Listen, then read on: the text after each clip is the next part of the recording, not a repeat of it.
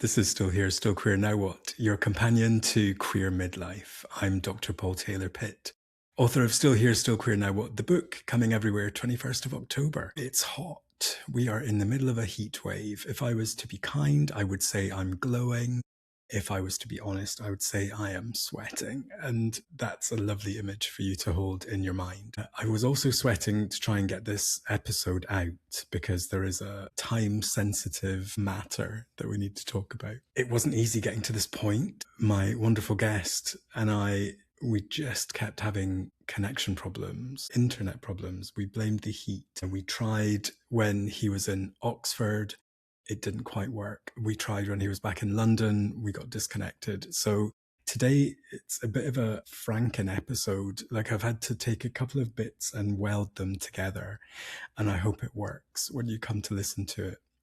That's also the reason why the video is a little bit wonky, because the connection just wasn't great. But it's good enough, and it's good enough to get it out there so that you can also enjoy, benefit from, be with the amazing Alexis Gregory. Alexis has been on the podcast before. Alexis came back because he's back in full-on performance mode. We talk about the tour he's just finished for an amazing production of his play Smoke, and the work in progress that he's tinkering with, which is called Riot Act Two. The reason that we wanted to get this out now is that you can see Alexis perform Riot Act Two in London on the reason that we wanted to get this out now is that you can still see Riot Act 2 being performed. If you're in London on July the 5th, it's a work in progress show. Alexis is at Crazy Coqs, and you can find that online through his website. It's COQ before you start Googling something else. So there is an opportunity for you to get tickets to this amazing work in progress. I loved having Alexis on the show, even though every time I said my digital assistant kept going off. It was one of those recordings, but it was a beautiful conversation. And we are both, as well as being curious queer folk, we're both Madonna fans. And so I got the chance just to say, tell me what you think of this new era. And it's wonderful.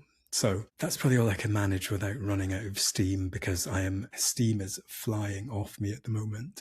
I'm going to hand over to Alexis, let him introduce himself. How would you introduce yourself? So I'm Alexis Gregory. Hello. I'm a playwright, performer, producer, sometime director, making queer work, queer theatre, and I'm London-based. I'm a London boy. Our lives are very different. I think I have quite a traditional kind of job, a traditional way of spending my time. And I like now and again, I will think of you. I'll often think of you and think, oh, you're off performing, or there's someone in Brazil performing a piece of your work. Was this always how it was meant to be for you? I always wanted to act from a very young age, and I was acting professionally from my teens, mostly doing like bit parts in TV and commercials and stuff like that. And then I started working in theatre, like independent theatre mostly. And then I started creating my own plays about 15 years ago. So I guess, yeah, there have been various plans throughout the years, and the plans have sometimes changed. But yeah, this is it, the life of a showgirl. Let's not talk about that album. Have you ever had an office job? Yeah, I've office temped actually at one point. What because was that like? Well, they loved me because it was like they had the gay guy in the office, who like worked out and kind of wore nice shirts, and they were all so bored that they were like, somebody with a personality's arrived, and they're new. They're only here for a while. Up until the pandemic, in fact, I pretty much always had another job around acting. And it was over the pandemic, which was probably the worst time to let go of a job, that I decided I wasn't going to do anything else. And I've been doing this for a long time. So, I mean, I worked in bars, I worked in call centers, I was a tour guide, like I say, office temped for years, which going on to receptions and things like that, front of house in restaurants. I mean, more jobs than Madam X has. I love the idea of you just showing up and they're like, oh, thank God you're here. You've arrived to save us from the boredom of our daily life. It was so also bored. You do that through your work. Yeah. Well, you try to provide something, don't you? And try to take people away, or as I've kind of got older and really found myself sometimes escaping into other people's performances or the evenings they put on, whether it's a transcendental drag show or whether it's music or whatever it may be, I've actually found myself engaging in a different way. I think as life has got harder as I've got older, and therefore going to see these shows or whatever it may be really is an escape for me. Life has got harder as you got older. Yeah, it does. Sorry if you're young and you're watching this. Maybe just throw the computer out or phone out the window now. Um, yeah, I personally do find it's got harder. And was that expected? Is that a No, surprise? nobody told me. I think, life's challenges sometimes get bigger as you get older. And I noticed it with lots of my friends. A lot of my friends are actually slightly older than me, but I think lots of them are having the same experiences. Losing people, losing parents, ill parents, people divorce, sorry to break it to you kids. I hope that I'm wrong and that, everything is swimmingly, but it's hard sometimes. I think there was a certain naivety and maybe an optimism in the whole kind of, it gets better thing, because it did get better. And then the challenges just start getting different, whether it's the Sure. fact that I'm now getting up twice a night to pee, or, the fact that I go to more funerals than weddings. There's just a different kind of set of challenges in this life. Yeah, And yeah, in a lot of ways it is a lot better, of but it's just course. different.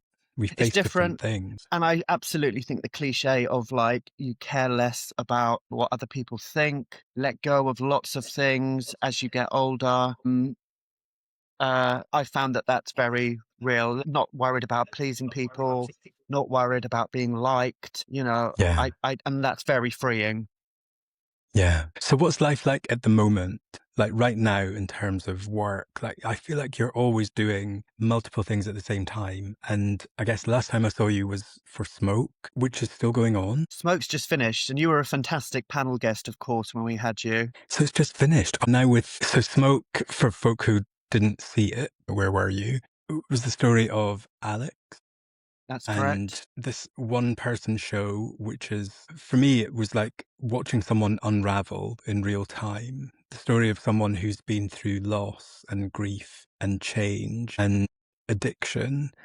And we just get this window into Alex's life. And actually, it's not even a window, because Alex is very like engaging with the audience. And it's like witnessing someone just falling apart, but then Mm, also at the end, kind of hopefully starting to put himself back together again. It's very intense. And luckily I got to see it twice. I think the first time it was such a kind of shock in a way. So the second time I was a bit more prepared. What was it like for you on this tour? Because you did it many times in many places with lots of different yeah, audiences. yeah. So the tour went on really for 3 months. It was like longer than all of Cher's farewell tours combined. Although obviously you weren't performing solidly for 3 months. It went well. The audiences were great. It's a challenging play, as you've just described. It's challenging to perform, and I think it's challenging for the audience in many ways.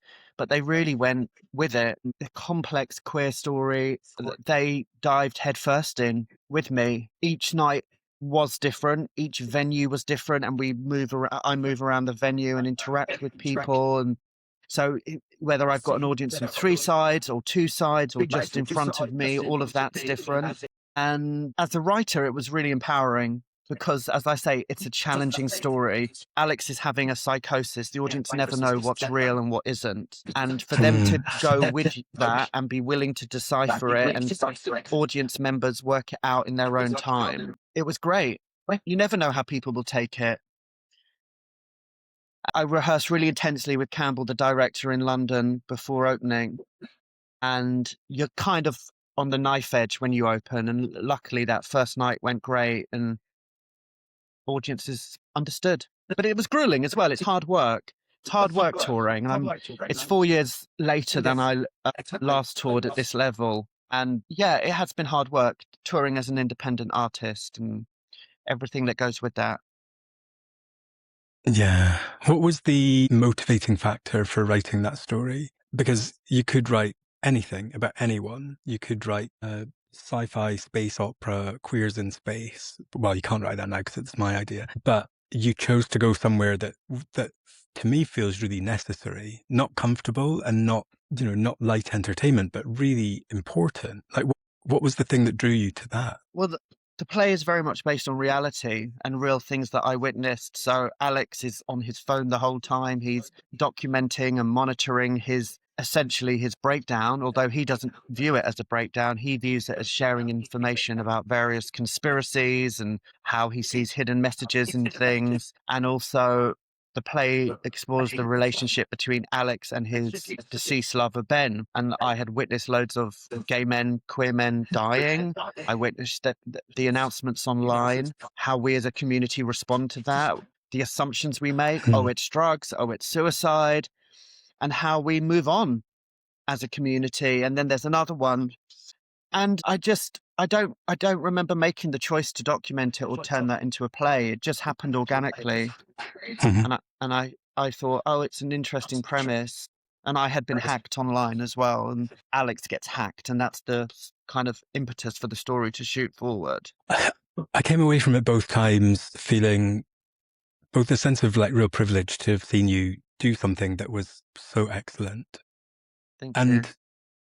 and also with a bit of guilt, because Really? I think I've been one of those people who has seen, a post on Instagram about, oh no, we've lost this person. And I've just kind of gone, oh, and I've either made an assumption about why, or I've just gone, oh, that's normal. In a way, it reminds me of, well, two pandemics. It reminds me of AIDS. It reminds me of COVID, when you would just start seeing more and more posts of people, well, not posts, but back in the time of AIDS, you'd just hear about people who died. And then it just becomes like part of the background conversation. Yeah. It should not be normal. It should not be normal in 2026 that we're still losing people to suicide because the world is so difficult for us as queer people. Do you get a sense of any catharsis through performing that? Is there something that you're trying to reclaim from it? Is it just putting a mirror up to us? Like, what's your intention from it? I would hope a sense of catharsis for the audience, not for me,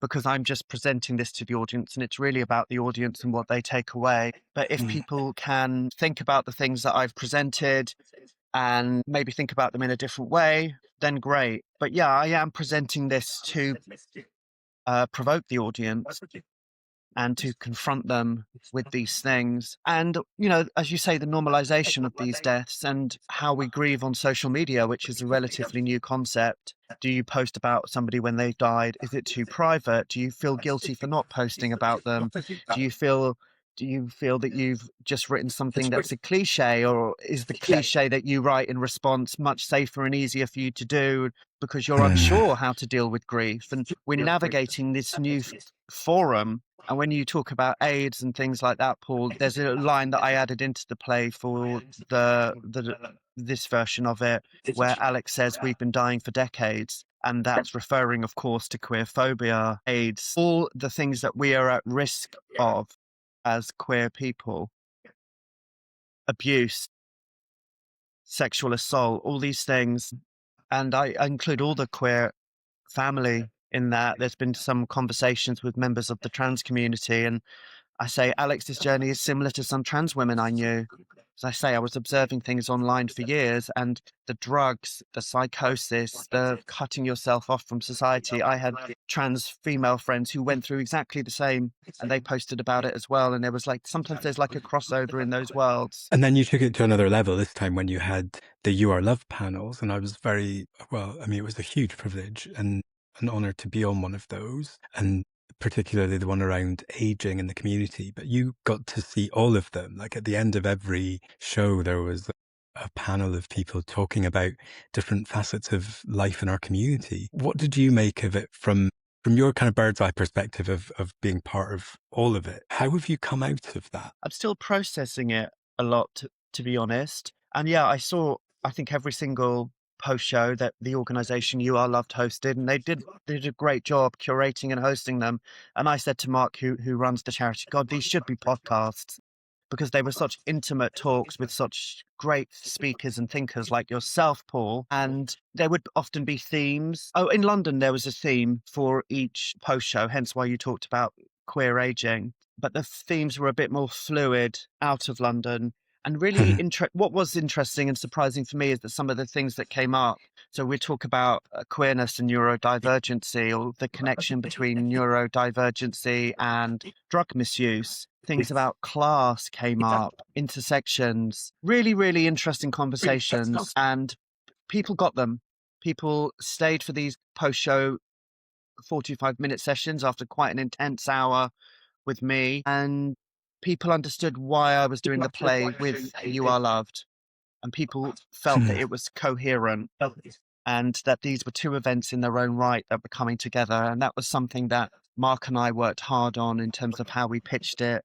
And so that was great that people understood that and they didn't feel, what's going on here? Why have we gone from a play to a panel? You know, I think people got it. Is that the end of Smoke? Do you think there will be a third round? I don't think so. I don't think so. It went well. And normally back in the day, you know, like 2018 or something, if a play had gone well, I'd want to do it again and again, and you'd take it here. And I really don't think that will happen. I had a conversation with the director about a couple of theatres I might speak to about doing something else with Smoke, but they'll probably ignore me.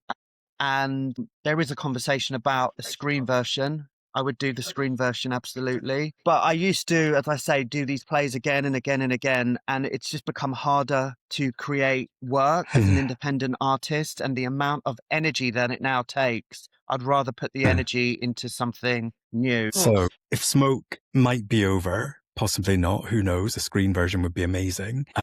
What does now look like in terms of what you're working on? Because you were just performing in Oxford last week. Yeah.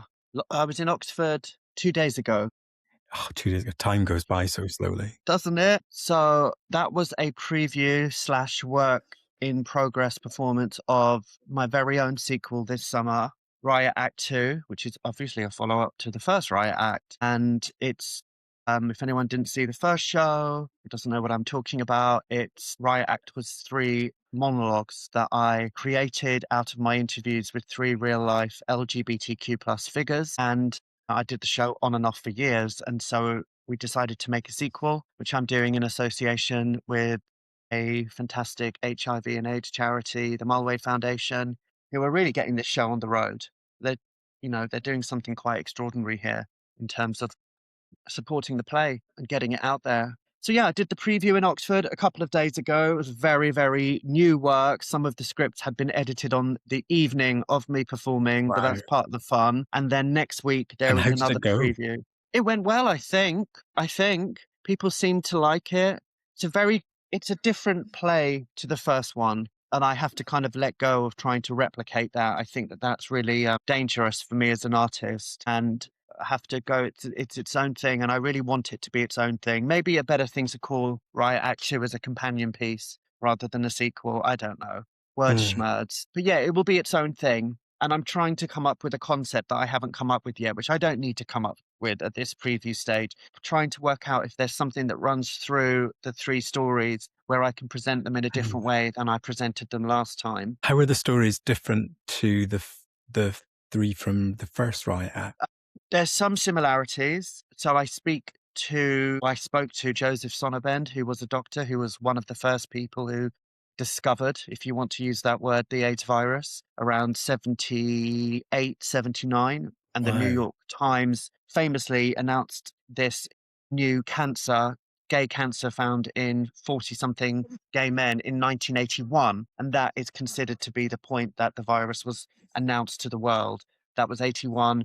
Joe was exploring and trying to work out what was going on with his colleagues from, as I say, 78, 79. That's quite an extraordinary story. I speak to Jonathan Blake, who many people will know, fantastic activist, LGBTQ plus figure, whose life was depicted in the Pride film, and currently there's the Pride musical at the National Theatre. And Jonathan was one of the very first people diagnosed with HIV in this country and is still a long-term survivor, is a massive inspiration. And then the final story is of Ignacio, who runs a charity called Controlling Chemsex. And he said in an interview I saw him in, this chemsex epidemic is one of the biggest threats to hit the queer community since AIDS. So it felt like a natural progression. The Mulway Foundation is an HIV and AIDS charity. So it makes sense to me as well that these 2 stories at the beginning especially really focus on that aspect of our kind of collective queer history Mm. and sensibility. For the first Riot Act, did any of the people that were featured see themselves represented in you and talk about that? I'm just wondering for the folk in Riot Act Two, like, do they know what to expect? Have you said to them, look, the first Riot Act, this is what happened, this is what it's going to be like? Because it must be so bizarre seeing yourself through someone else. Yeah, and I think what's probably also quite bizarre is that I am playing them, but I'm also not playing them. It's my version of them. I think with Jonathan, I really will try and get as close as I can to Jonathan because people know him. And I think I don't want people to come and think that's not like Jonathan at all. I've really got to try and get his Mm. voice right and his mannerisms right. With Joe, I have been working on a version of him. But you're absolutely right. It must be quite bizarre. I have said to Jonathan, who is coming to our London day on July the 5th, maybe come into a rehearsal towards the end of the process and watch me doing you. Because it's quite extreme to have that first experience in front of an audience. And when I did the first Riot Act, Lavinia and Paul saw themselves many, many times doing it and went through their own journey with it, as you can imagine, because I really go there with these stories. It's a real kind of like investigative journalism on their lives. Really brave Oh, people for sharing with me. And so to see that in a room full of other people and to hear them responding to your story, it's a lot. I don't think I could do it. I wouldn't be able to. where do you hold the responsibility of it? Like, in one way, I would imagine that there might be a tendency to kind of to just be kind. You know, this is this person's story, and I'm going to share them. But you know, we're all made up of like light and shade. Like, do you bring in any aspects of those people that they shared with you that might feel a bit vulnerable or uncomfortable that you're then showing everyone else? Yeah. I think there's two ways that I can respond to that. And I've been having these discussions with Ricky, the director, this week because our rehearsals have essentially turned into script development sessions and going through everything and working out what works. So I have to be honest and truthful, and the characters in Riot Act are flawed at times. They can say things that the audience don't agree with. They're not textbooks. These are real people who are responding to the world around them. The Mm. characters in Riot Act 1 and 2, they can contradict what the previous character has said. That's fine. It's three different people's opinions. I would say maybe in this Riot Act, I show one character maybe quite warts and all. But what they're saying that is quite confrontational is sometimes things that we all feel, and they're just really honest Mm. about it, but we don't talk about it in society. There's some things that have come up in these working on the scripts this time round where I've really thought I'm going to just double check with that person that they are happy for me to put that in the play because I'm Mm. outside of their life and I do have an extra responsibility. And so there might be some things that they wish they hadn't said to me or that it was a flippant throwaway thing. I try to do it as sensitively as possible, but it's not whitewashed or else the Yeah. audience will just switch off and What it's do not you? safe. Well, I mean, who wants that? Like, you Mm, know, if I want that, I'll go and see The Lion King or something. You know, that yeah, there's a whole difference between what you're doing on the stage and the kind of anesthesia of mainstream performances. That I feel like you do something which is much more sharp and not necessarily uncomfortable, but maybe uncomfortable, but something that feels needed. Like, you know, it wakes us thanks. up rather than puts us to sleep. Like, I how hope would you so. like people to leave having seen Riot Act 2? What would you like them to say as they're leaving the theatre? Well, I have to say, it's such a raw piece of work that I'm still finding out things about it. We're in such an early stage of the script development. So I think I would, like you say, I'd like people to just feel that they've been presented with aspects of queer life that they don't know about. Mm. It's a verbatim play, and it will be my third verbatim play. And that's not the only device I work within, but I never try and tell the audience what they already know. And I think sometimes that Mm. can really happen with some queer work, especially.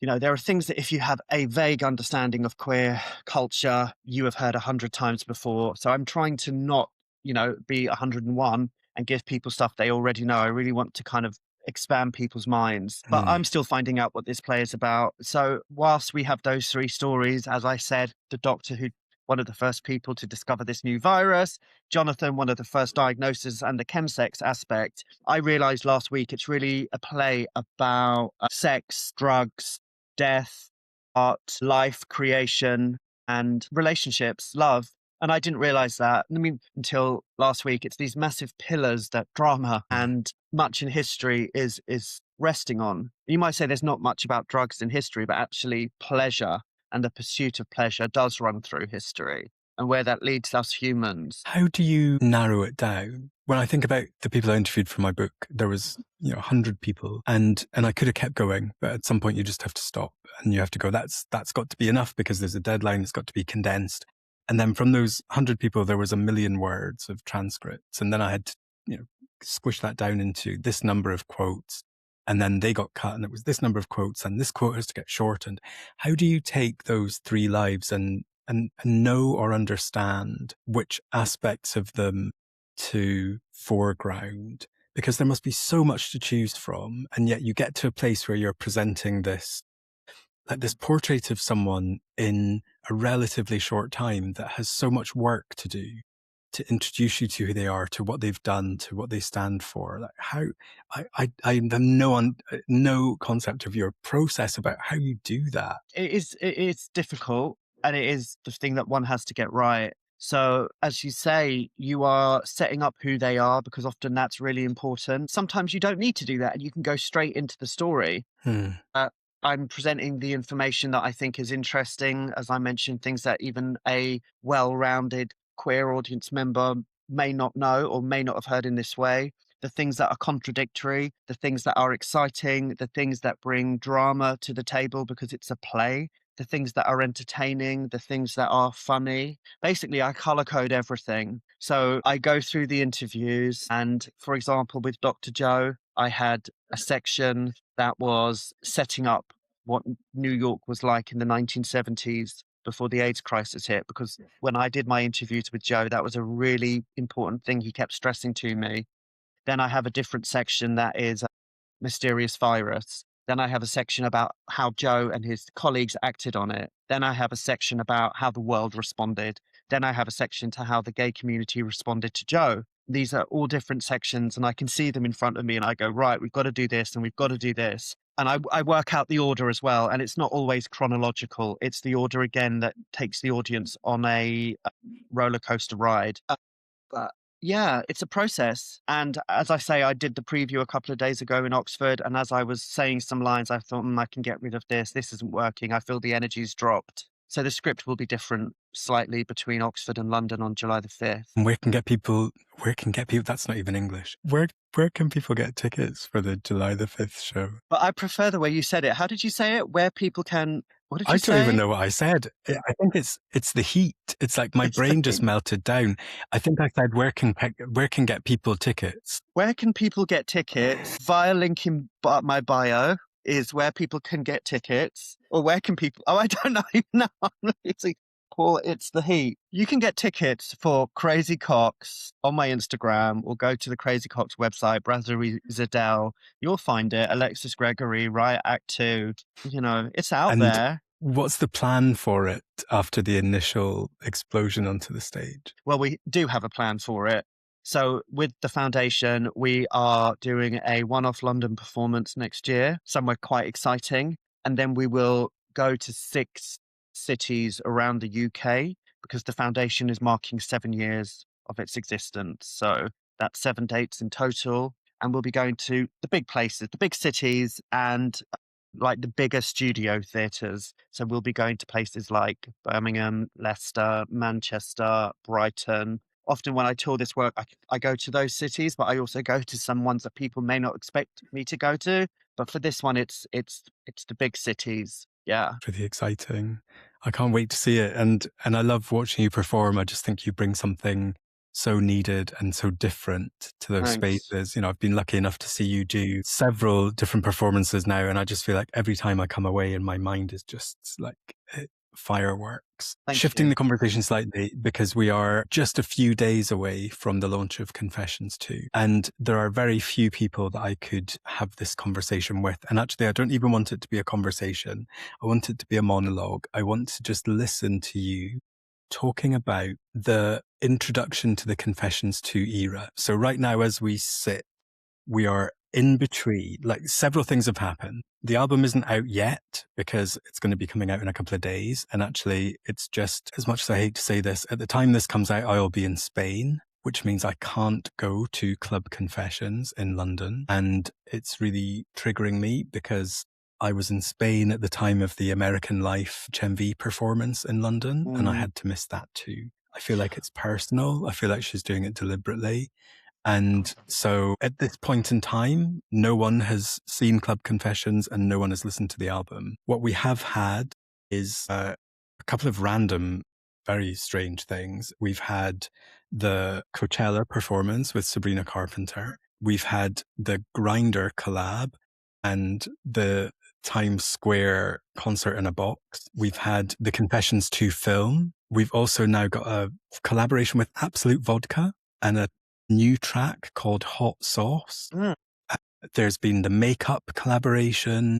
There's been the whole YSL front row with Connor Story and Charlie XCX. There's been, I mean, we are so spoiled right now, but I just want your take on it all. Like, what's standing out? What are you enjoying? What are you not appreciating so much? I'm going to give you like 5 minutes to talk uninterrupted about the Confessions 2 era and give me your hot sauce take. Go. I don't know if I can do 5 minutes, but I've got 4 minutes to save the world. So let's see how maybe I can do 4 minutes. Well, I want to hear what you think of it as well. But I'm enjoying it all. I'm enjoying it. I am really looking forward to the album. I am enjoying the tracks that have already come out. I'm ready for Danceteria. I really feel that again has got. Do you like Danceteria, Paul? Do you know, at first when I was watching the Confessions 2 film and it got to the Danceteria part, I thought, oh, this is just a gimmick. It sounded a bit like, it reminded me a bit of a kind of a Saturday night sort of vibe. It felt a bit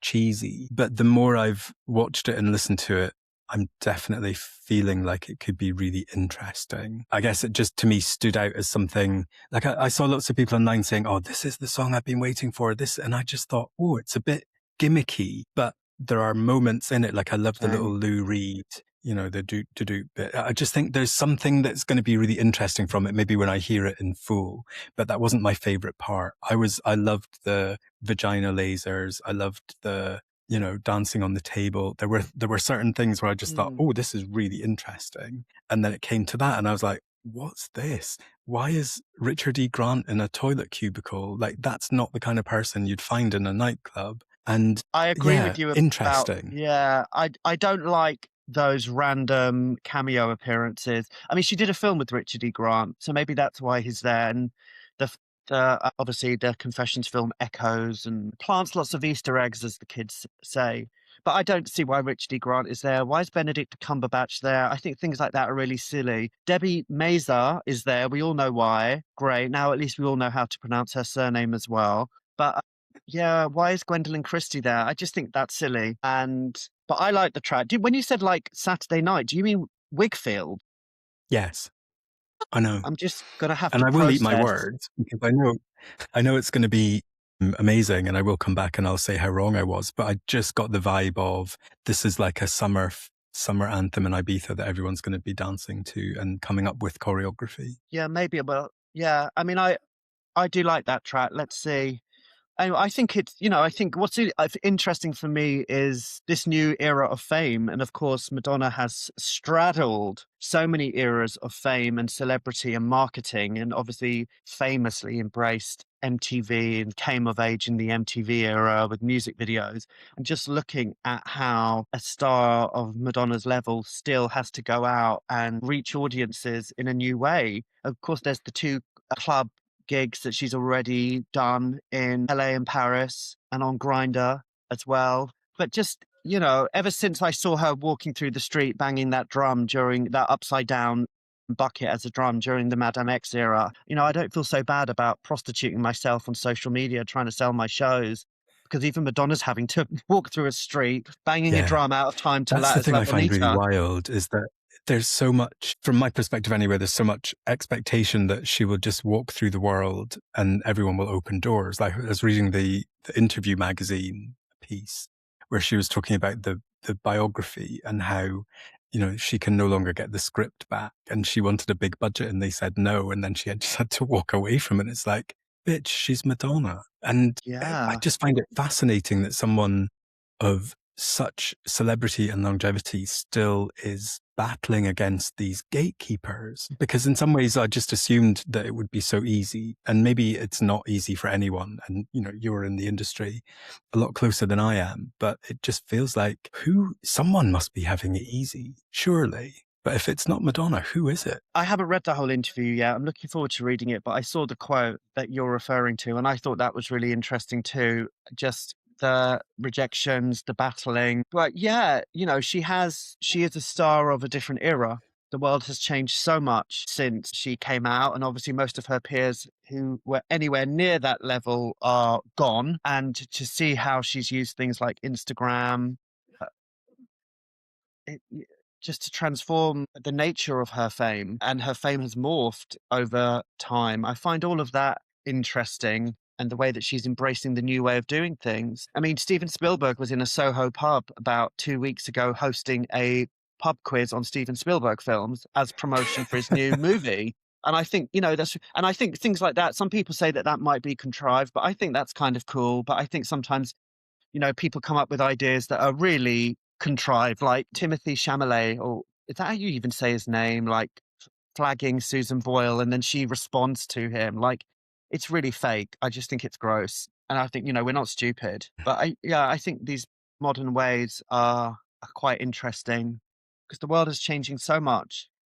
in terms of culture and how we consume and how we connect with each other. Well, we'll have to get you back on when the album comes out. We can do like a track by track analysis and pick it apart. And I will eat my words about how much I'm loving Danceteria.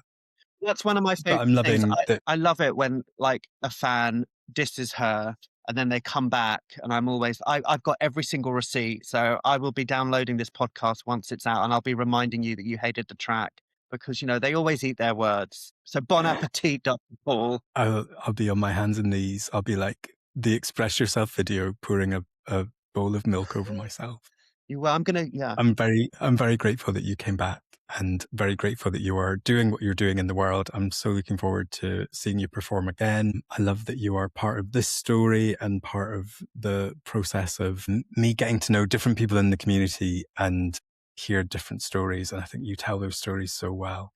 If people wanted to find you, where would they find you? Just go to Instagram, alexis.gregory. There I am. And then that will take you to where all the shows are happening and everything. But Paul, tell us about your book, because what happens if there are some people who like my work who are watching this podcast and they don't know about your book yet? I mean, there might be a couple of people who don't. Tell us about it. Well, my book at the moment is probably in the place where you are with Riot Act Two, and that it's not finished, even though it was finished and it was about to come out. Finding another publisher and going through the process again means having to repeat certain things. So there is a copy of it over there on the table that I have to go through, because it's the proof copy. And I've got another 5 days to go through that and just look for any final mistakes. And then once that's done, it goes into actual production, and then it starts going out for reviews. And yeah, it will be on the shelves in October. So I feel like it's interesting hearing you talk about like coming back and revisiting something like with Riot Act 2. Although my book is the same book, it feels different. It's like a new version of itself, and it's a new version of itself to me, but for folk who are going to be reading it, it will be the only version that they've seen. So I'm having to kind of look at this thing and go, look, you're different. You've got a different cover, and some of the insides are a bit different, and it's had a bit of a glow up. And so, yeah, I'm kind of looking at this thing and going, how do I, over the next few months, kind of carry it around with me and have a different sort of relationship with it? Because the process of having to let it go earlier in the year was so painful. And then it's like, hello, I've reinvented myself. I'm back. And so I'm kind of just making friends with it again, carrying it around. So yeah, 21st of October, we'll then see what happens when it comes out in the world. And I'm looking forward to what you make of it as well. Well, I've read it already, or I read the original version. I loved it. And I think people will really love it too. Still Here, Still Queer, Now What? Am I correct, Paul? Yeah. Yes, coming everywhere, 21st of October. Well, we've got your launch party. I can't wait to your launch party in October. I said we have your launch party in October. Yes, the coming out party is all planned. We're doing some work on getting some dates with bookshops for a bit of a book tour. So Yeah, the next few months are going to be busy just getting all the scaffolding in place so that when it's ready to come on stage, it can do it in style. Great. Well, I hope you pop out of a box at Piccadilly Circus because I will be front row for when that happens. It'll come out of a glitter bowl like the Confessions tour. It's been so nice to Great. see you again today. Thank you so much. And yeah, can't wait to see you on stage again. Thanks, Paul. And I look forward to your book.